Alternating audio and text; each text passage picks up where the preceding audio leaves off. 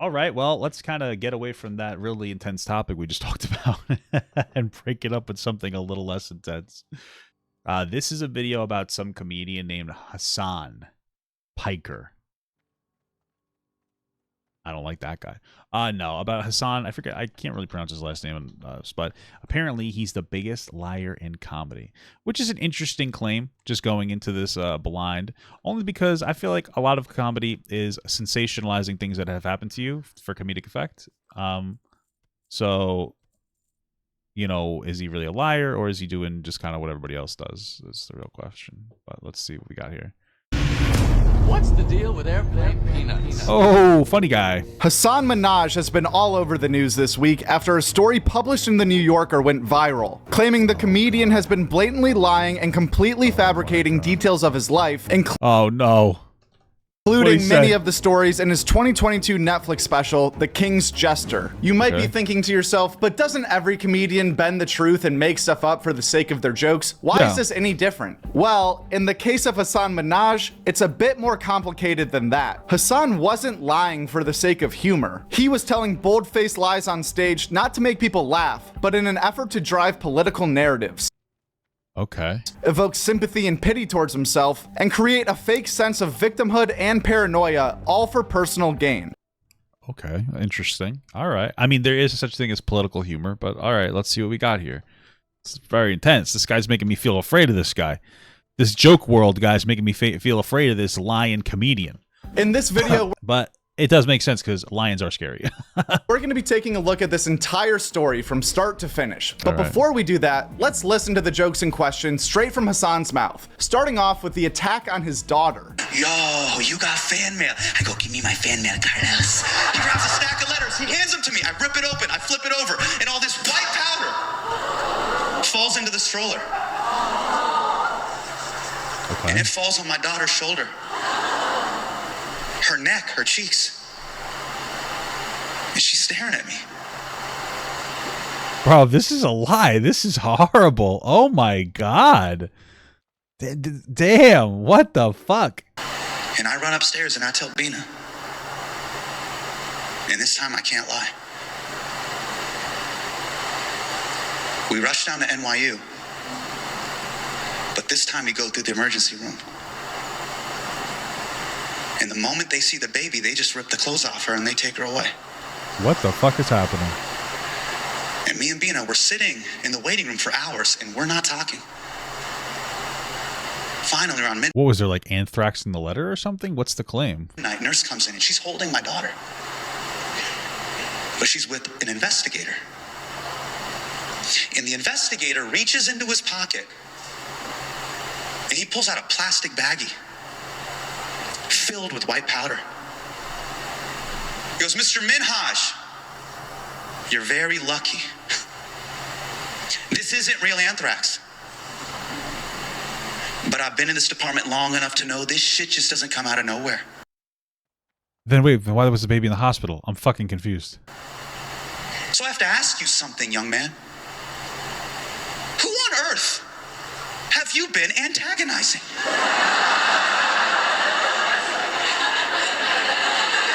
Okay. Everybody. Damn, dude, really, if this is a lie, that's fucked up. I mean, I understand embellishing, but this is horrible.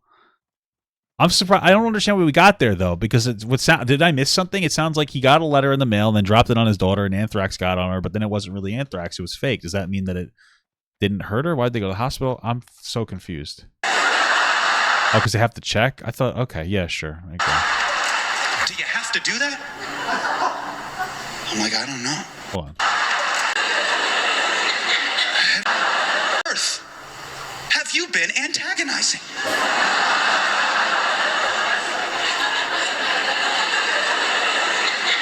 Everybody.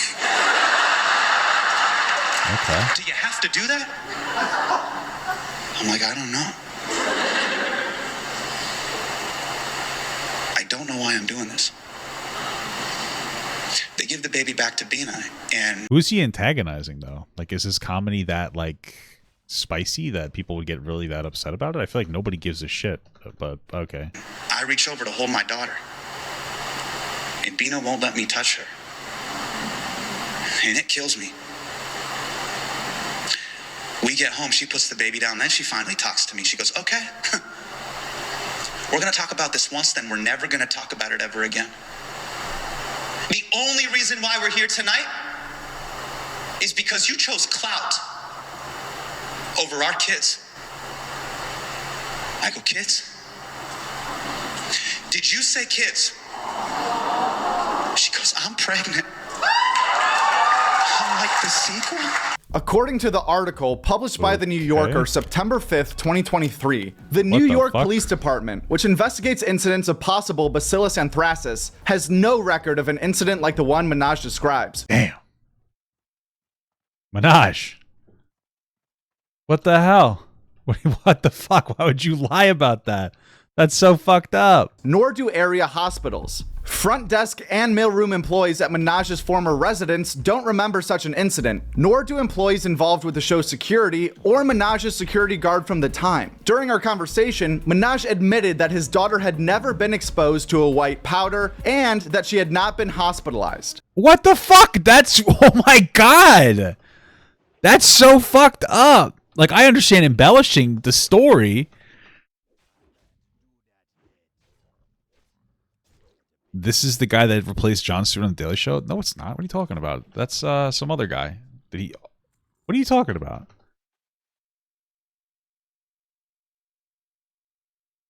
Is he now on The Daily Show? Or maybe he replaced Trevor Noah? Oh, he replaced Trevor Noah. What the fuck are you talking about, bro? Didn't replace Jon Stewart. But that's the whole story. I mean, that's really fucked up. That's a sympathy garner. That's not like a silly thing where you accidentally shit your pants one time. Who fact checks his comedy show? I would too. That's such a crazy claim. What a scumbag for making that joke. For lying. It's not even a joke. By the way, he's making up a story, and the air of it is that, like, it's just like, I go there. I go so over the line. I play hard and even, in the paint. Even Time Magazine is like, whoa, you're crazy. And it's like, by the way, he on. says things my like, whole family's like, can you just not take it there for once? Meanwhile, this call guy him a never takes it there. By the way, he just says the easiest thing. One of you guys needs to shut the fuck up. It's like a Trump's an orange goblin. Yeah, like that kind of shit. his whole thing is just like, you know what? I'm going to say something. Trump's racist. Oh, like, racist. So it's like, yeah, dude, don't act like you take it there. The article goes on to explain another joke from the same special, where Hasan tells a detailed story from his youth about an undercover FBI agent who infiltrated his local Sacramento mosque back in 2002. In the Netflix special, Hasan claims this FBI agent was Islamophobic and arrested Hasan for no reason, even slamming his head onto the hood of a police car. The author of the article was able to track down the FBI agent in question, and when asked about these stories, he said Minhaj's story is a complete fabrication. I have no idea why he would do that. In fact, Montelia was in prison in 2002 and didn't begin to work for the FBI until 2006. I was gonna say, like, maybe the FBI agent's lying, but if the dude's in fucking prison, how the fuck did he work for the FBI if he's in prison? That's my question. But whatever. If this guy was in prison at the time, how the fuck did he do it? Dude, this is wild. Additionally, he only worked in Southern California, not the Sacramento area where Hasan claims these events took place. Wait, but Andrew. Yes. Comedians make up stories all the time. That's true. Now, usually we do it to make things funnier, not make things more racist or sad or emotional. Yeah. And I think that's the tricky thing. I like to make jokes more racist. Okay, let's move on. I'm not even gonna keep going. Here in his stories, it's not like he was using these exaggerations or hyperbole as punchlines. He was using them to kind of make the audience feel worse about him. And then it turns out these things didn't. Yeah, what he's trying to do, he's creating a story for sympathy about how something horrible happened, and then he's throwing a punchline in there to say LOL comedy. But there's also the argument, the thing too, where it's like that you're supposed to think he's so strong and brave. You know, it's like, wow, this horrible thing happened to you and you could still talk about it? Holy fuck, dude. You're such a steel wall. You're such a throbbing cock. It's fucking impressive, you know? Actually happen. When discussing all of this, it is important to point out that comedians making up stories or exaggerating certain situations for the purpose of entertaining their audience is part of their job description. When this story first broke, there was a crowd of people in support of Hasan, who were all quick to point out other jokes famous. And then there's probably a crowd of people who were like, I gotta figure this guy out. We gotta get it. We gotta expose it. There's probably a lot of people who don't like him. It's one of those things where you could feel like they're fucking virtue signaling, so you got to figure it out. You got to call it out the best way that you can, you know. Comedians have told on stage that included clearly fabricated details, including Dave Chappelle's famous Baby in the Hood bit. The funny thing about this argument is that it kind of proves why what Hasan did was wrong. In no way, shape, or form is it clear that any of his stories are made up. If anything, he's trying to convince everyone listening to accept them as fact, which is the complete opposite of what someone like Dave Chappelle is trying to do with an outlandish, impossible premise. Just listen to Chappelle's joke about a baby selling drugs in the hood and compare it to the tone of Hasan's anthrax joke that we heard earlier.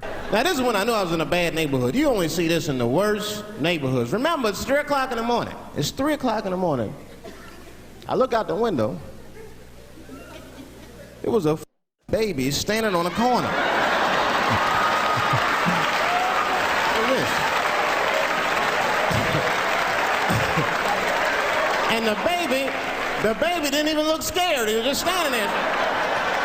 Yeah, I mean, I feel like most people know it's not a baby. There might have been like a kid selling drugs, and he's saying a baby, but this is not even close to the same thing. Damn.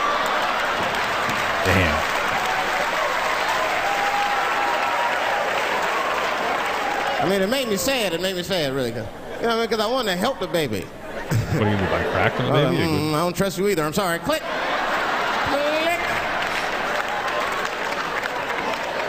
The old baby on the corner trick, eh?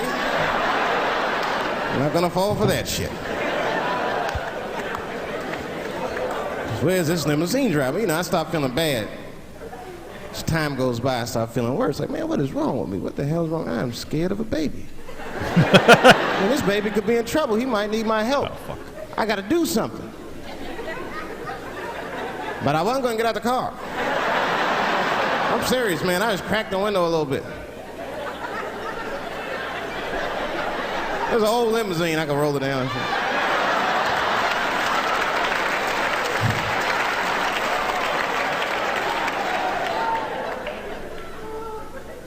Hey, baby. Baby, go home, man. Right, he's playing so much of these specials. 3 o'clock in the morning, what the f*** are you doing up? The baby said, I'm selling weed. I said, oh. See the difference? The only thing Dave Chappelle gained from making up that story was laughs. Well, nobody would feel bad for Dave Chappelle either for that video. There's nothing that makes you go like, oh my God, Dave. That's so horrible for that would happen to you. Nobody would have that experience, you know? Hasan Minhaj is using his platform as a comedian, which allows you the option to slightly bend the truth, to create scenarios out of thin air that drive a narrative and create division amongst people. All while casting himself as the victim and using that victimhood as currency to move up in his profession. This is a lot different than embellishing a punchline. Lies that purposely create divide in society, going out of his way to prop up racism and paranoia to millions of people. These stories coming from Hasan skew people's outlook on reality in a negative way. Chappelle might be lying, but he's lying to make you laugh. Hasan is lying for personal gain without even being funny. The theme was heartbreak. So for years I was doing stand-up, and I get the topic of heartbreak, so I had to think about what was my first time falling in love and who was the first person that I fell in love with. You're given the topic, and then you have to figure out a story. So it was kind of the first time that I had to let go of the act. I mean, if the whole entire thing, what is this, a fucking class? If you have a comedy class where you have to come up with a story based on a topic and you make a complete fabrication, that's a little different, I would say. If it's understood that what you're saying isn't real.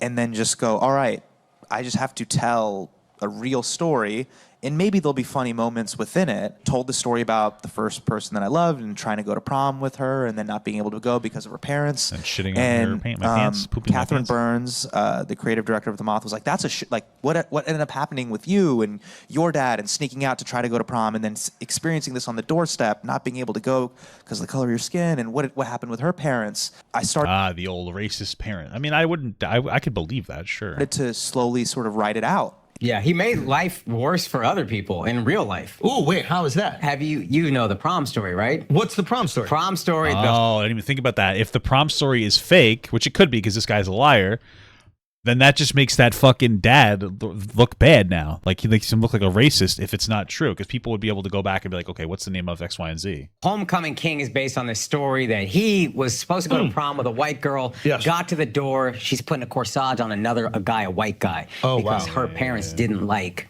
the fact that Hasan was Indian. And that's terrible, terrible story. Yeah. Lady responds. I know that pain. And so, Lady responds and is like, not only is this not true, he asked me days before the prom, I just said no, and not only are my parents not racist, I'm married to an Indian. Let go of the act. Bro, this guy's the fucking worst liar in the world. Holy fuck. Jesus Christ. I was like, because in my head, I'm like, she can't even prove that this story isn't true, right? But she's like, I married a fucking Indian guy. So that to me, that lends a lot of credibility to what she's saying. Unless the dad felt so bad for rejecting this Indian guy, Hasan Minhaj, that she's like, you know what, daughter, you can date this other guy. But bro, that's very unlikely. This guy's a piece of shit. Oh my God. This guy's a fucking dickhead. This is insane, bro. The universe is dumpstering this guy. He should have came up with something else. Damn. That's so funny. That fucking floored me, bro. Jesus Christ. I just have to tell a real story. In the weeks following the article being published, He's in the such New a pussy. All of these lies are about how much of a fucking victim he is. I'm not saying obviously racism exists, but oh my God. Yorker, Hasan addressed the criticism, defending himself and pushing back on the idea that what he did was wrong in any way, saying, quote, my comedy Arnold Palmer is 70% emotional truth and 30% hyperbole, exaggeration, fiction. Even his response. Well, I mean, it sounds like what she had said, and I tend to believe her, considering she married an Indian guy. Unless that's a lie, I don't know. But he lies. It seems like he gets caught in a lie all the time.